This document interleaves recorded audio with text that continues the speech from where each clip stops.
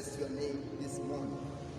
Glorify you, we honor you. You are such a wonderful and faithful God. You have given us an opportunity, Lord, to worship you this morning, to be in their presence, even in such hard and difficult times.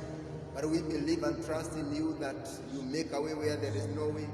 We thank you, my Father, because you are the Lord that makes everything beautiful in its time, Jehovah. You are, Lord, full of grace, full of mercy. And this morning, Lord, as we worship you, as we hear your word, as you teach us something new concerning families, Lord, we humble ourselves before you. We pray that you may speak to us in a special way. This morning, Lord, we thank you, we glorify your name. Thank you even for our viewers all over Kenya and all over the place, wherever they are watching us from, King of Glory. May your name be glorified. May you, dear Lord, speak to all of us, and may you minister to us in every special way. We honor you, Lord. We glorify your name. We bless you, for you alone, our God. Receive all glory and honor, Jehovah. Even as we go to be taught of you, we are ready to hear from you, God. Receive all glory and honor. In Jesus' name do we pray and believe. Amen. Amen. Let's give the Lord a clap. Amen. As we sit down, and then we hear something that he has prepared for us this morning. My name is Pastor Eustace Njagi. That is the name that I am known in this setup where we are. In the Miseta, you call me Mwalim. That is my name. And I thank God because he has given us an opportunity to be in his presence and more so to learn from him. I welcome every one of us, those that are watching us through our Facebook page, those that are watching us even through my own personal page of Eustace Njagi Moneki. I want to thank you because you have tuned, and I believe the Lord has got something for us. Though it is intended for young people that are in this conference, I feel that maybe the teaching or the topic that we have today, family as God intended, can even come to heal our marriages and heal our families. I believe it is fit for all of us. I will have a few minutes to speak about family as God intended. I will start with reading from the scriptures because we don't have a lot of time. Genesis chapter 2 verse 15. I want to believe that anybody given such a topic would want to know where family started, would need to get to God and hear what was the intention of God concerning families. And the Bible says in Genesis chapter 2 verse 15, and the Lord God took the man and put him into the garden of Eden to dress it and keep it. We are talking about the man Adam, that God took the man Adam, put him into the garden of Eden to dress it and keep it, ili aiangalie, ili aichunge, ili aifanyie kazi.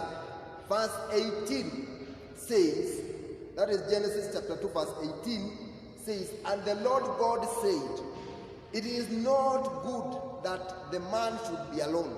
I will make him an help meet for him. I will make him an helper.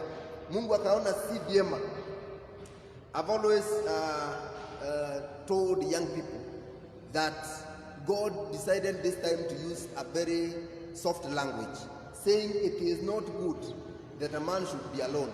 I have always told the young people, when God says something is not good, if you would put it in the other way, you would actually be saying it is bad. So God decided to use a soft language, not to hurt you. It is not good for a man to be alone. So it is bad for a man to remain single.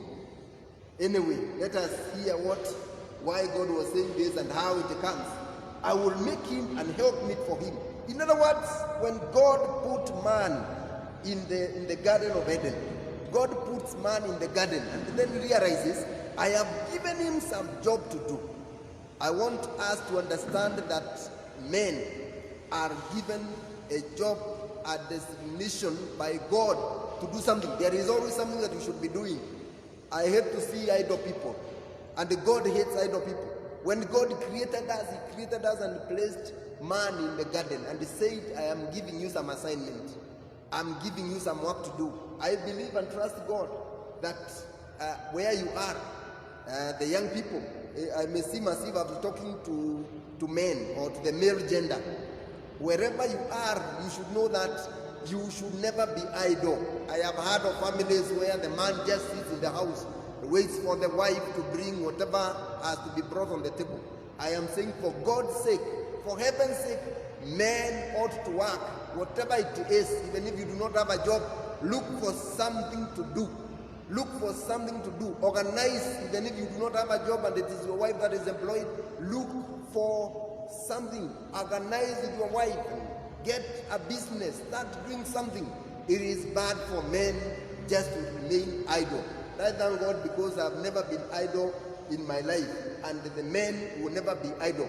I want us to jump to verse 21. And the Lord God caused a deep sleep to fall upon Adam. And he slept, and he took one of his ribs and closed up the flesh instead thereof. God decided to do the first operation, to create the first marriage, to create the first family. So this is where we are seeing the first family coming in and how it came to be.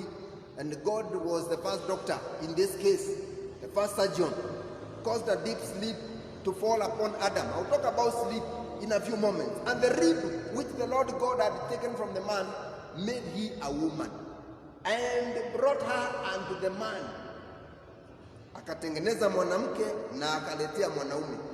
These are some of the things that we speak when we are in weddings. But because I know the people that are listening to me, some of us are married, some of us are about to get there, and others will get there definitely. And I pray that all of us will get there, those who are not there, at the right time of God. And Adam said, verse 23, this is now the bone of my bones and flesh of my flesh. She shall be called woman, because she was taken out of man. Therefore, verse 24, that is quoted in every wedding card and all over. Therefore shall a man leave his father and his mother, and shall cleave unto his wife, and they shall be one flesh. I will not dwell so much there. But I wanted, first of all, let us get what is the beginning of marriage. What is the beginning? Where is the family starting? Where do we start? Where do we start when we want to serve God? We have not seen actually God being worshipped so far. We have not seen any worship. And I have heard an old question that has always been there. Do we start with the service to God? Do we start with the service to God, or do we start with service to your family?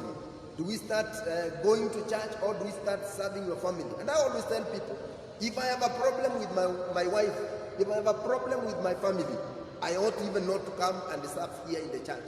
I need first of all to settle my accounts in my family. Now I was thinking this way, that if Jesus could talk about you and your neighbor, and they say that if you have come to give an offering, if you have come to bring a sacrifice, na unaleta sadaka kanisani, sadaka, alafu ukumbuke kwamba jirani yako mmekosana, you remember that you are not in tune with your neighbor, that you ought to go first, leave the sacrifice there before you offer to God. Run back home to your village, with your neighbor, settle the accounts, be at peace with your neighbor, then come now and offer sacrifice. In other words, God does not take priority in you worshiping him when you are not in tune with your friends, when you are not in tune. And I was thinking, if that can be about friends, about neighbors, what about your family? What about you? In other words, God wants to be worshipped by families that are already in tune with each other, that are already in agreement with one another. And so as I am talking here, I'm saying that a man that is already working, a man that has already been given an assignment, and God realizes this assignment is too much for the man alone, so let me get him an helper. Let me get him somebody to come and assist. Not that you cannot do it alone, but God looks at it and sees it is going to be better. It's going to become better if you are assisted, if you are helped. Wacha tuendelee kidogo.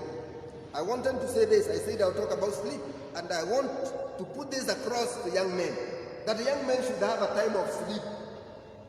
If Adam was created and then God realized this person, huyu mtu ako na shida, lakini wacha nimsaidie, wacha kwanza nimfanye alani. And God will see your need as you serve him. God will see your need as you continue with the activity, with the assignment that he has given you. What assignment have you been given by God in your life? Some are teachers, some are working, some are, at the time when you are a student, that is your assignment that time. And I am not saying that you cannot date when you are a student, but what I am saying is that there is need to focus on your assignment. And when you are doing the God-given assignment, then God realizes you need a helper. Then that is the time He will cause sleep upon you. The problem that we have these days is that our young children are opening their eyes from birth, and there is no one single day they will close their eyes. I was dealing the other day, in fact I'm still in the middle of solving an issue where a young boy is in primary school and he is being accused of sodomy, he is being accused of defilement, he is being accused of things that you cannot imagine, that when you are in primary school you would think of such things. It means simply that this young man, let me call him a young man. I realize that he has actually overstayed in primary school. He's around 15 or 16 years. And I realize that this young man has never closed his eyes. He has always opened his eyes. And I want to speak to the young people. Let us have a time of closing our eyes. If there is a time that you have to suppress any kind of feeling and say, this time I want to serve God fully. This time I need to serve God and be fully committed to Him, so that when I'm fully committed to God, then God will see my need. When the sleep is over and I open my eyes, brethren, I will tell you, God will place in front of you the most beautiful thing that you have ever seen.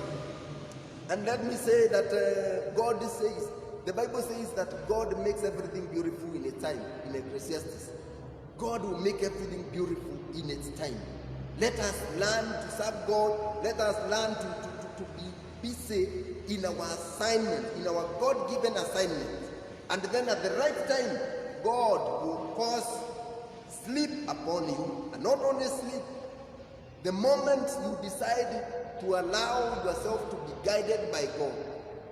Because we have had young men jumping from one relationship to another, from one issue to another. The moment some of them, and some of the young people, the moment they get to college, they know, now nimefunguliwa ukurasa mpya.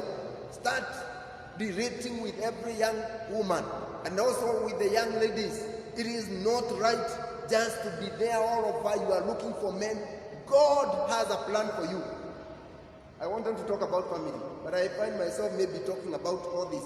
I want very briefly to quote a doctor friend of mine whom I love. He's a pastor and a doctor, head of a church. He's called Dr. Madeka. Dr. Madeka has written a book to pastors, and in his book he has brought several myths concerning marriage or concerning family. And I want to go through those several myths that he's talking about, and probably that will be the basis, that will be the whatever I want to speak today. That will be the body of my speech or of my teaching. Myths. What is a myth? A myth is something that is construed to be true. People take it to be true. For example, when you have so many things about several tribes, when you talk about things in our vernacular, we say that God helps those that help themselves. That is a myth. There is nothing like that. You hear a myth in leadership. Dr. John Maxwell talks about some myths in leadership, and the first myth in leadership is that leaders are born, not made. Now, concerning families, concerning marriage, Dr. Madeka talks about several myths. That marriage is synonymous with problems. That is the first myth that he quotes. Marriage is the same or is synonymous with problems. I have heard in our vernacular and in our where we come from that, let me quote it as it is said, Missie Nindo. I've heard it said that in homes is a lot of smoke in homes. And you know, when it is said, repeated over and over, and then you hear another person saying, you know, young men I see, or young people I see you want to run into marriages, you want to run into families. Excuse me. And then somebody says, a family or a marriage is like a big cauldron or a big sufuria. where people are inside, and those that are inside or those that are outside are trying to get in without knowing what is in the inside, and those that are inside are trying to rush to get out and they cannot get out because it is problematic there. And these are the myths that are sold all over. And we realize whenever you want to commit yourself to a marriage, you realize, hey, I am committing myself to trouble.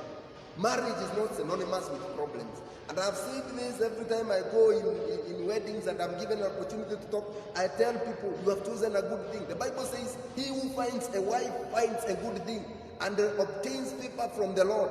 How then is it that whatever is being called by God a good thing, whatever is being called by God a favor, it has now become something that is troublesome? So marriage is not synonymous with problems. We have examples of good marriages. And the Bible quotes and it talks about Abraham and Sarah. They lived happily. The Bible talks about many people that lived happily. And even all the stories that we were getting, even when we were reading the Cinderella and all the stories when we were young, and the story would end and they lived happily thereafter, or something like of that sort. Then how is it that we young people, or those of us that are not into marriages, into families, yet you are being sold, umeuziwa uoga wa kutosha ya kwamba unaingia hapa? And I've had even counselors, people that should be in positions to encourage young people and tell them to get married, and they are telling them, young man, think twice. I heard of a man that ilikuwa ni mzee ambaye amekuja msichana wake amekuja kuulizwa, na yule kijana amekuja kuuliza, anaambiwa, young man,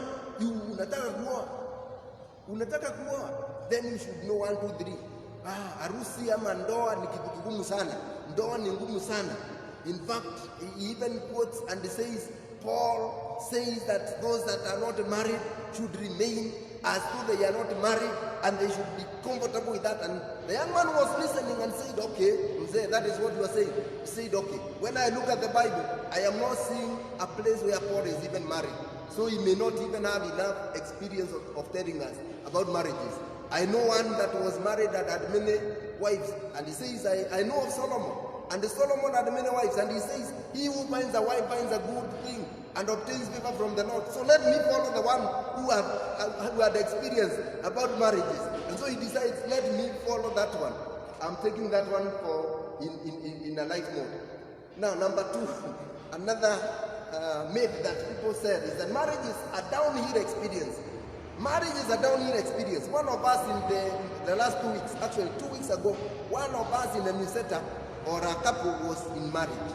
And when I met her yesterday, when I met the lady yesterday, you know who I'm talking about. And then we started joking around.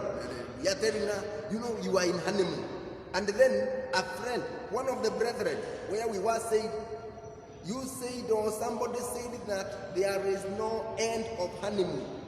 And now the myth that is sold all around is that marriage is a downhill experience all the way. In other words, you start up. In other words, when people are getting married, they are in honeymoon. And so they remain from honeymoon. After several months, the love goes down.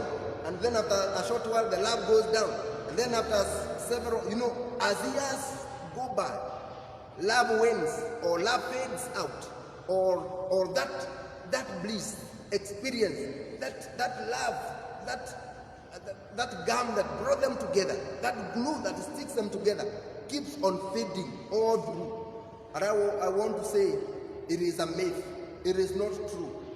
I think given an opportunity today to become once again a young person, and unmarried, a bachelor, and then I am told, go get a wife, I will rush and still get my wife. Why? Because the years that we have stayed together, I have come to love her more. I have come to understand her more. I have come to realize that this is the best thing that ever happened to me. And that is what should be happening in our families. And I want to encourage you young people. The moment you get married, you are starting an upward hill task of learning your spouse, knowing and loving them more. Love is not a feeling. Love is an action thing. Love is action. It should not be something that is about feeling. It's about love you. God says, for God so loved the world, he gave his only begotten son. So when God loved, he gave.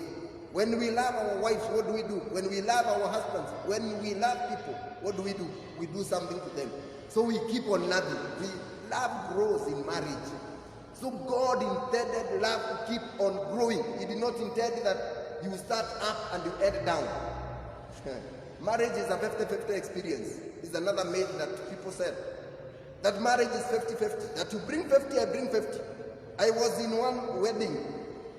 I remember one counselor or somebody speaking, given an opportunity to speak in the marriage, in the wedding, said and told the couple that was wedding, wewe utakuwa unaleta ugali na yeye analeta mboga.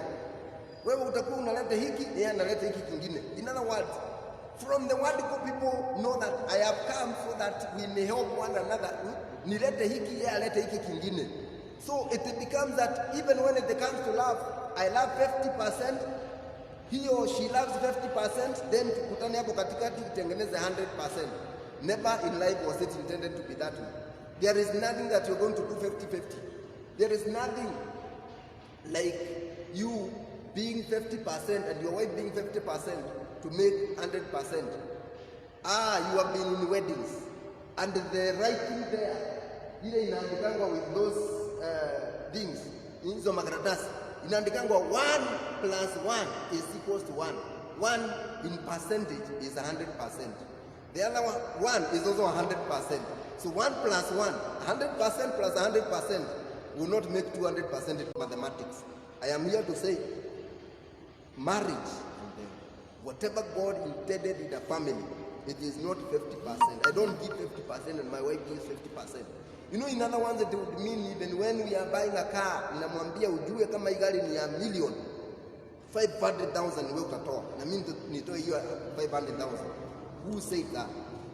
Marriage is 100% plus 100%, and it becomes still 100%. Love your wife 100%. Let her love you 100%. Let it be 100%. The children will come and find a family where you are already 100%. Another myth is that children can cure a bad marriage. Children can cure a bad marriage. The other day, my friend, Reverend, shared his testimony here in this platform. And he talked about how they stayed for 7 years without children. How they stayed for 7 years waiting on God. Because for sure, the Bible talks about God blessed Adam and Eve with children. Blessed them with children. I want to say this and say it categorically. And I want to make it clear to everybody that marriage or a family is not a factory for children. I want to repeat what I've said. A marriage, a family is not a factory for children. In other words, when you get married to your wife, you can remain 100% with the happiness, with the joy of God. If God chooses not to give you children. And I want to speak this to young people. Before you commit yourself to marriage, before you commit yourself to deciding that I will marry this person, talk it out and ask yourselves, if God does not give us children, because children come from God, if God will not give us children, what are we going to do? What shall we do if that case happens? Will you get pressure from your family? Unajua mwanaume anaanza kupata pressure kutoka nyumbani. Mwanamke anapata pressure kutoka nyumbani. People start bringing corrupted wisdom on what you should do. And I am saying, if this is a marriage, a family that is blessed of God, then talk it out and say, in case God decides we are not going to have children, we will take this direction. I'm not here to guide you on what you will do, but no, it is something that can occur. It can occur. Keep praying, keep trusting in God, but you are not starting a factory for children. Marriage solves problems and unhappiness. This is another myth that people have, that you think marriage will solve your problems and and will bring happiness. So it will solve your problems and your unhappiness. If you are an unhappy young man, if you are an unhappy young lady, let me say it to you, even when you get married, you will remain unhappy. My friend one time told me, kuna mtu alifanya makosa fulani, nikamuuliza, "Guy, huyu amefanya haya makosa. This is not about marriage." Na akaniambia hivi, akaniambia ukienda kulala ukiwa umevaa viatu, asubuhi yake bado utaamka umevaa viatu na utakuwa of course umechafua blanketi. I want to say it is the same thing in marriage. It's the same thing in families.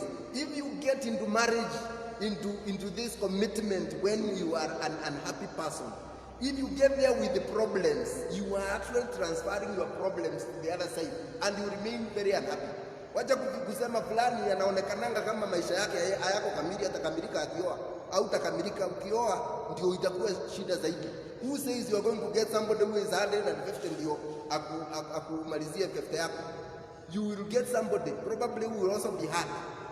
So don't go into marriage when you are hurt, because you will get more hurt and you will hurt the other person.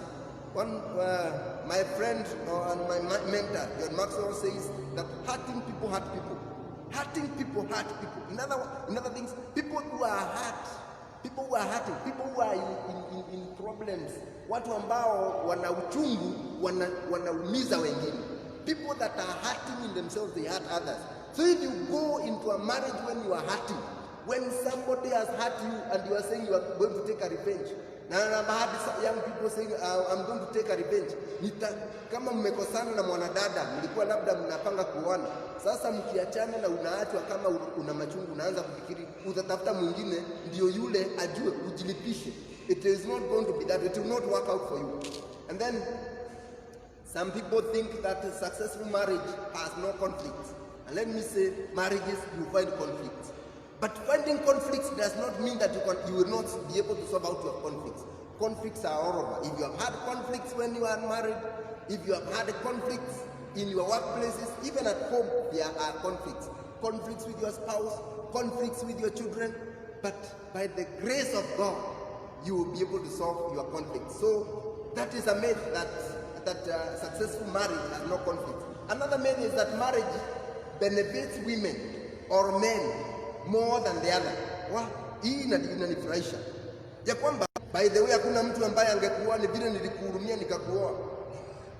There is nothing kama kuhurumia mtu ukamuoa, and there is nothing like marrying somebody out of sympathy.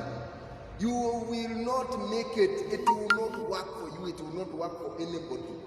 And I want to say this: when you get married, you are not doing me a favor. When you get married to me, you are not doing me a favor. When I get married to you, I'm not doing you a favor. So it doesn't fit one gender. You cannot say that huyo mtu amehurumiwa na fulani akamuoa. Wachana na yeye. Kama ni huruma, mhurumie, umsaidie na fedha na mambo mengine, lakini wachana na yeye. Usimuoe kwa sababu ya huruma. There was, a friend of mine one time, we were sharing. Alafu naambiana na fulani walioanaje na fulani. Tunasema alikaa kama alimhurumia. Alikaa kama ni huruma. No, you look at somebody, labda mtu ambaye ako na shida kidogo, unasema huyu sababu hatapata mtu, wacha mimi nimhurumie. My friend, you're going to live in trouble. Let me give you one more, because my time is up. That all relationships needs should be fulfilled by marriage. All relationship needs. And it's like I've already talked about that. But some people have got problems. They have got needs. No, they need to be sympathized with. They need to be, wanahitaji wahurumiwe kidogo. Wanahitaji, they need some assistance in one way or the other. They have relationship needs. They have not been able to love properly. They have not been able to merge with people, to come into contact. And then you are saying, huyu mtu labda akioa atajua kuishi na watu, mke wake atamuunda. I had somebody here, I don't want to say here where, here somewhere, say, mimi fulani, kama ni mimi ningeoa fulani, kama fulani ni angekuwa amenioa, ningemlainisha hivi. Kama ni fulani, kama mimi tungekuwa tumeoana fulani, vile naonanga, ningempanga, ningemlainisha. It cannot be that way. Whoever you have is who was meant for you.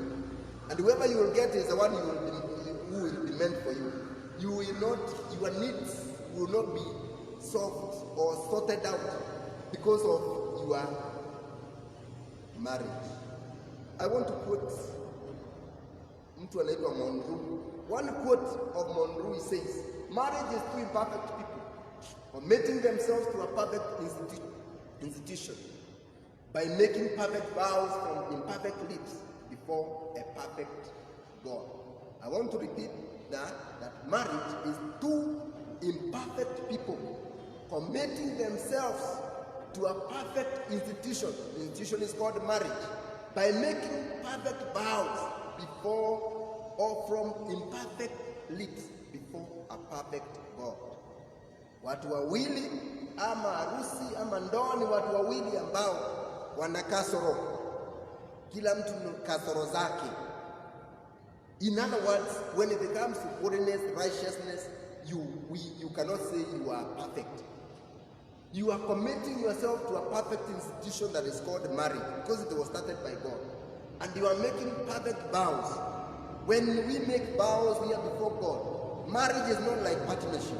I want you to understand that when we commit ourselves to marriage, it's not like a partnership.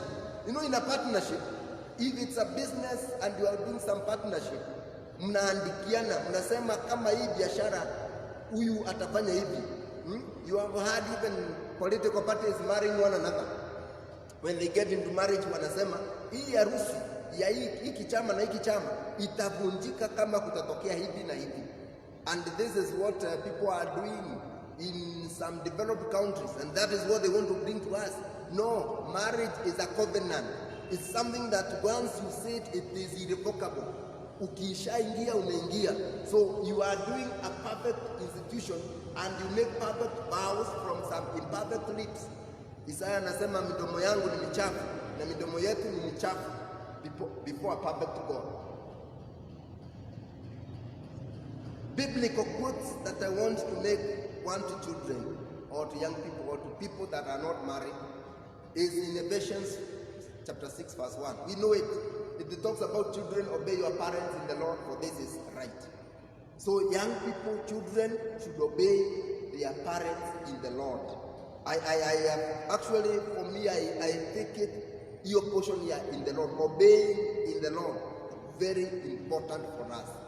Because we obey our parents, but we should know what is obeying in the Lord. And if we are to disobey, then the next one, verse 2 says, honor thy father and mother, which is the first commandment with promise.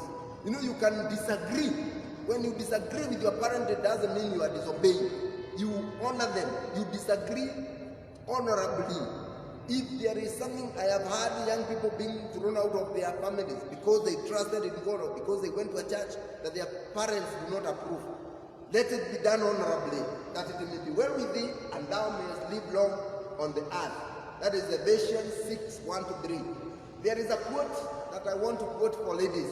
In Ephesians 5:22, where the Lord says, wives, submit yourselves unto your own husbands as unto the Lord. He is telling the wives to submit themselves. So in a family, we want children that are obedient. We want children that honor their parents. Then we want a wife who is submissive. Submit yourself. And in the same, you can quote Titus chapter 2 verse 4 and 5, where he says that they may teach the young women to be sober, to love their husbands, to love their children, to be discreet, chaste, keepers of home, good, obedient to their own husbands. I am looking at that word obedient, that the word of God may not be blasphemed. Kama tunataka jina la Bwana lipewe heshima, basi akina mama na wanawake lazima wakae katika kutii waume zao. And I put my quote there that if you cannot obey, if you are not ready to obey as a young lady, as a lady, then do not commit yourself. And finally, for men, there is this quote in Ephesians 5:25 that I'm making. Husbands, love your wives. Oh, that is the basis. And that is the basic thing. Husbands, love your wives, even as Christ also loved the church and gave himself for it. So men ought to love their wives, not to command them, not to be bossy over them. So the husband is the head of the family. They are not called to become bosses. They are the head. The head is not the boss to the neck. It is just there on top because that is where akili iko hapo. Lakini if you remove the neck, the head cannot stand. So the reality is that when you are called the head, do what the head does. Lead. Do not commit yourself. And young men hear me and hear this well. If you will not be ready to love your wife, do not commit yourself to this holy institution called marriage. And I say love is action. It's not a feeling. If you find that you are feeling love, enda kwanza ujitumbukize ndani ya maji, toka sasa uanze kupenda mtu ukiwa umeamua, sio vile unavyosikia. Bwana atubariki, atusaidie tunapoendelea kuwa na jamii ambazo Bwana angetaka tuwe nazo. Let us pray. Father, in Jesus' name, we thank you and we honor you. Receive all glory and honor, Lord. That is what you would have wanted us to hear, and even much more. Lord, we trust and believe that you still give us more time in another opportunity, in another day, that we may hear more of what you would like our families to be. I pray that whoever has had this sermon, Lord, whoever has had this teaching, we may be able to apply it in our own lives, in our marriages, in the young people that are not yet married, the young ladies, Lord, as they look forward. Let us know that this is an institution that you have blessed, an institution that you have wanted people to get into, and that it should bring glory to you. Receive all glory and honor. For this is our prayer in Jesus' name. Amen. Shalom. God bless you. God bless you.